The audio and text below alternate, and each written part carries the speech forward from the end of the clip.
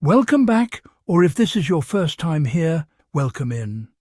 This is Sussex Champions, the place where we cut through the spin, the selective memory, and the absolute nonsense coming out of powerful people's mouths.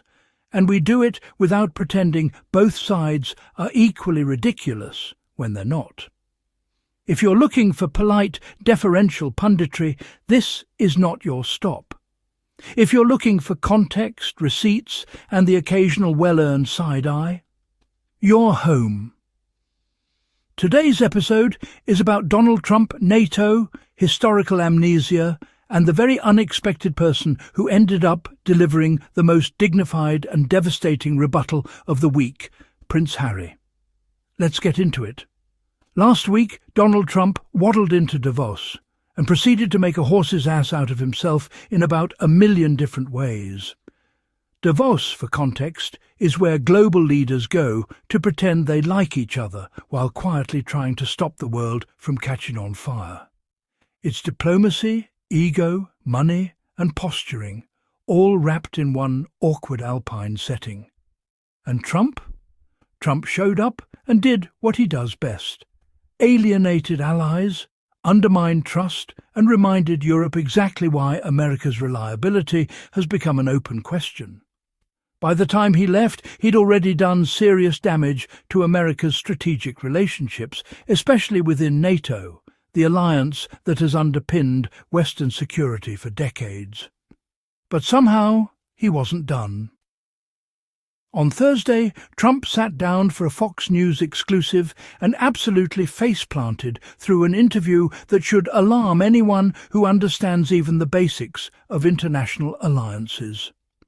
This is where Trump decided to trash America's NATO allies, the same allies who spilled blood alongside Americans in Afghanistan after the September 11th attacks. Here's what Trump said. And this matters because these words are not vague. They're specific, dismissive, and insulting. This isn't just ignorance. This is revisionist history, delivered with confidence. And it's wrong. After 9/11, NATO invoked Article 5 for the first and only time in its history. Article 5 means an attack on one is an attack on all. NATO countries did not hesitate. They did not hang back. They did not sit it out. They sent troops. They sent resources. They sent their sons and daughters. Let's talk numbers, because reality is stubborn, like that. The United Kingdom lost 457 soldiers in Afghanistan. Denmark lost 44 soldiers, one of the highest per capita losses of any NATO country. Canada, Germany, France, Italy, and others all lost service members. Thousands more were wounded. Entire generations of families were altered forever. This wasn't symbolic support. This was shared sacrifice. Trump didn't just insult governments, he insulted the dead. UK Prime Minister Keir Starmer called Trump's remarks insulting and frankly appalling, which is diplomatic language for what the hell is wrong with you. And yet, notice something.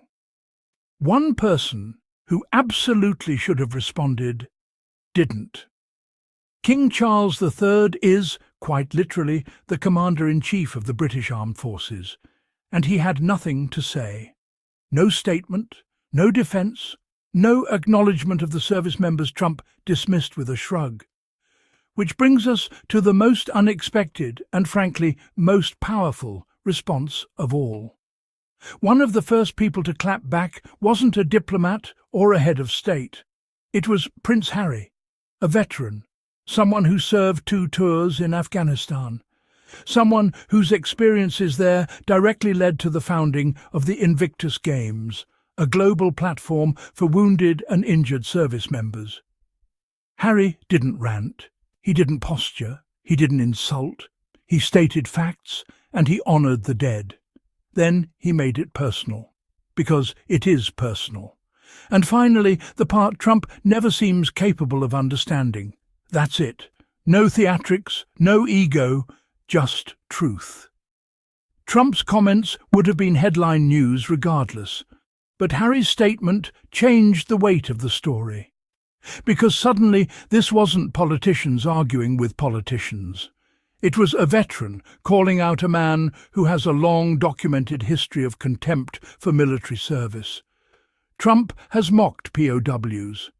He's dismissed the war dead as losers. He's treated service as something foolish rather than honourable.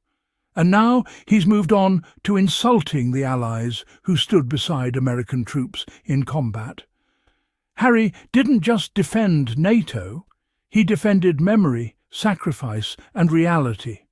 And he did it while the actual monarch said nothing. This episode isn't really about Trump saying something offensive, because that's not new.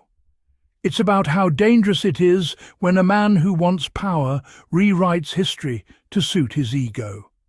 It's about how alliances survive only if memory survives. And it's about how sometimes the clearest moral voice in the room comes from someone who has every reason to stay quiet, but doesn't. Prince Harry didn't have to say a word. He chose to anyway. And for that, yeah, he's a badass. If you enjoyed this episode, subscribe, share it, and stick around. We've got a lot more to unpack, and we're not doing it gently. See you next time.